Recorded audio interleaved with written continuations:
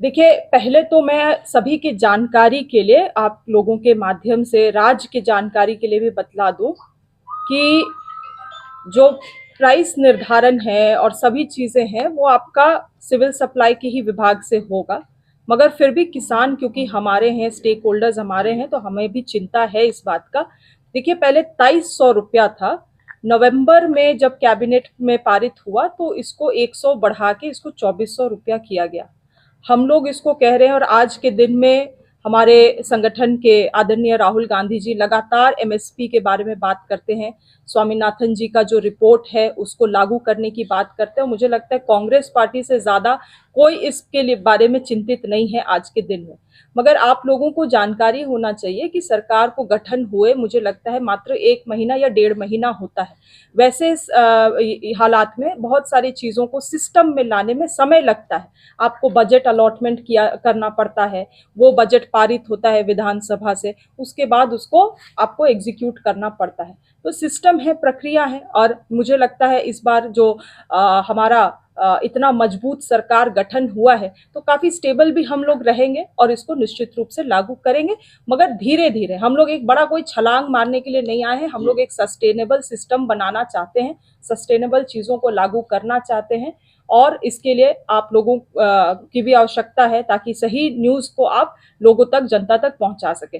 नहीं तो कुछ विपक्ष केवल अपना राजनीति रोटी सेकने के लिए ये सब जो सवाल करते हैं कि 3200 रुपया कब मिलेगा, 3200, ये वो लोग हैं जिनके राज्य में क्या हालत है आज के दिन में आप खुद देख रहे हैं। वहां पे एमएसपी 2300 भी, उससे भी कम मिल रहा है। तो ऐसे लोगों को पहले अपने गिरेबान में झांकना चाहिए। हम लोगों से सवाल बाद में करें या कुछ समय दे उसके बाद सवाल करें। मैडम मैडम पिछली सरकार ने कृषि बजट लाया, इस बार क्या आपकी कोई योजना है बजट में कृषि बजट अलग से लाने? कुछ चीजें हम लोग ऐड कर रहे हैं, निश्चित रूप से बहुत अच्छी चीजें हैं। और इससे ज्यादा तो मैं आपको अगर बताऊं तो बहुत कुछ अच्छी योजनाएं हैं जो सरकार के द्वारा कृषि पशुपालन में चलाई जा रही है। मगर उसका क्रियान्वयन सही तरीके से नहीं होने के कारण आज वो, हम मतलब उसके बारे में कुछ ज्यादा ब्रैग नहीं कर सकते हैं, बड़ाई नहीं कर सकते हैं, सरकार उसको शोकेस नहीं कर सकती है।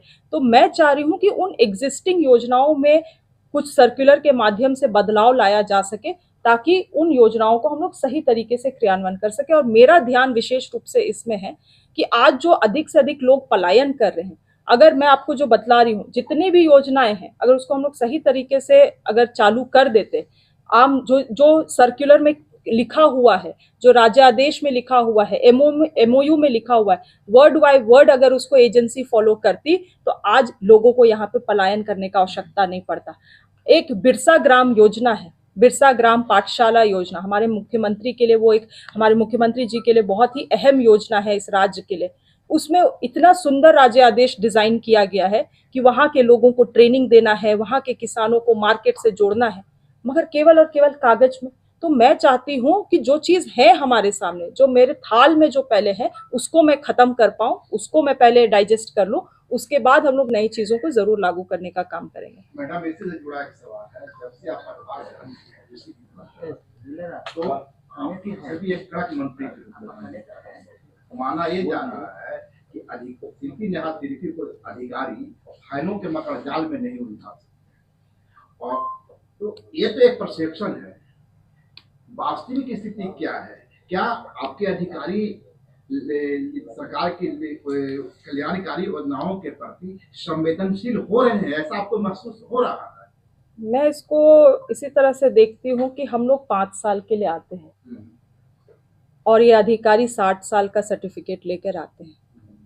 और बहुत सारी चीज़ों में इनको घुमाने का भी बहुत अच्छा एक्सपीरियंस रहता है। मेहनत रंग ला रही है। ठीक है, मगर मेहनत हम लोग निश्चित रूप से करेंगे। बाकी क्या होगा, जो मैं मेहनत कर रही हूँ अपने विभाग में, इसका क्या रिजल्ट आएगा ये तो समय ही बताएगा। मैं भी आज समय में नहीं।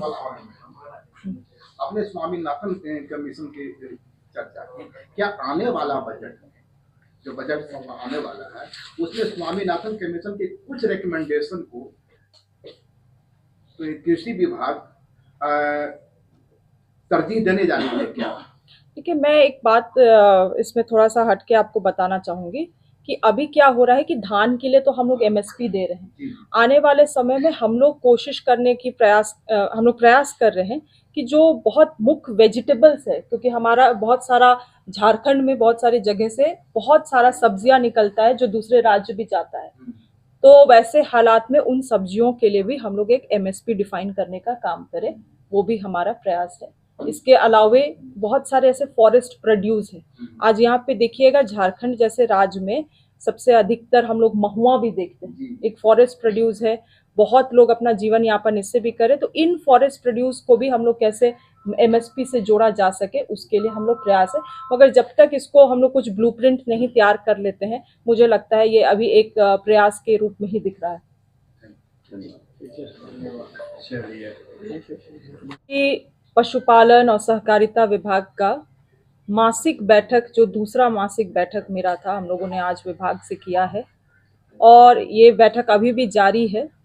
और बहुत सारी चीज़ें जो पिछली बैठक में चर्चा हुई थी उन्हीं का मेजरली हम लोग एक्शन टेकन रिपोर्ट में चर्चा कर रहे हैं। और बहुत सारी चीज़ें हैं जो ज़मीन से जुड़ी हुई हैं, वो भी निकल के आ रही हैं। और हमारा मकसद है, हमारा उद्देश्य है कि आने वाले समय में ये राज्य को कैसे हम लोग कृषि के क्षेत्र में, पशुपालन के क्षेत्र में हम लोग आत्मनिर्भर बनाएं, उसी की ओर हम लोग काम कर रहे हैं। आज हम लोगों हाल फिलहाल में आप लोगों ने देखा होगा कि हम लोगों ने 10 गांव के साथ बीज ग्राम के लिए एमओयू किया। मगर पूर्व में क्या हुआ था कि इसी तरह से बीज ग्राम थे, लगभग 10 बीज ग्राम, जो कि सही तरीके से संचालन नहीं होने के कारण फेलियर हो गया, क्योंकि हमारे पास उस समय मजबूत सीड कॉरपोरेशन भी नहीं था और seed testing agency, certification agency भी नहीं थी।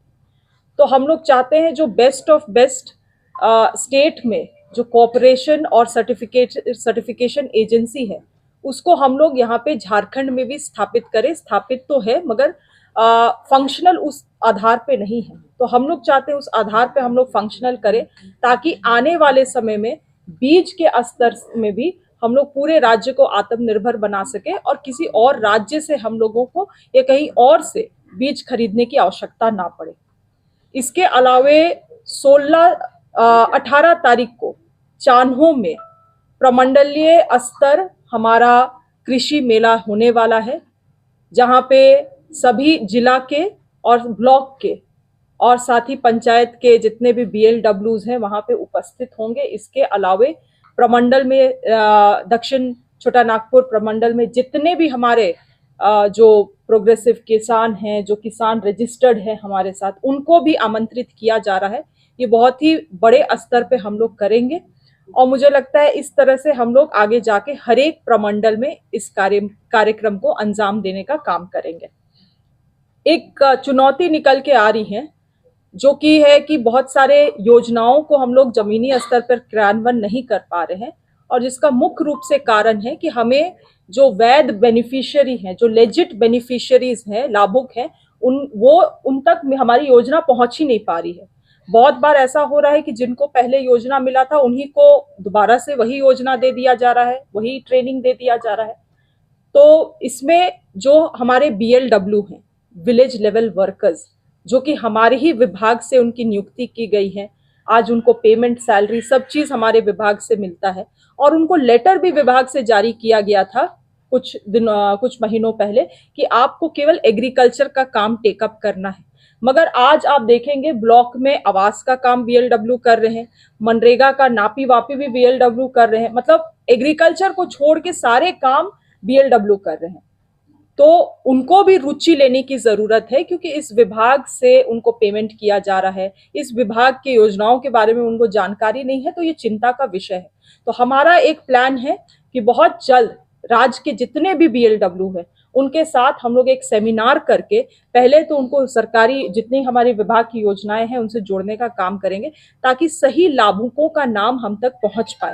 आज रांची जैसे जिला में, जहाँ पे आपका मांडर और चान्हो जो क्षेत्र पड़ता है वो कृषि बहुल क्षेत्र है, मगर आज वहाँ पे एक सिंचाई के लिए भी एप्लीकेशन हम तक नहीं पहुंचा है। जीरो टारगेट भी जीरो है और हम लोग बहुत ही पीछे चल रहे हैं।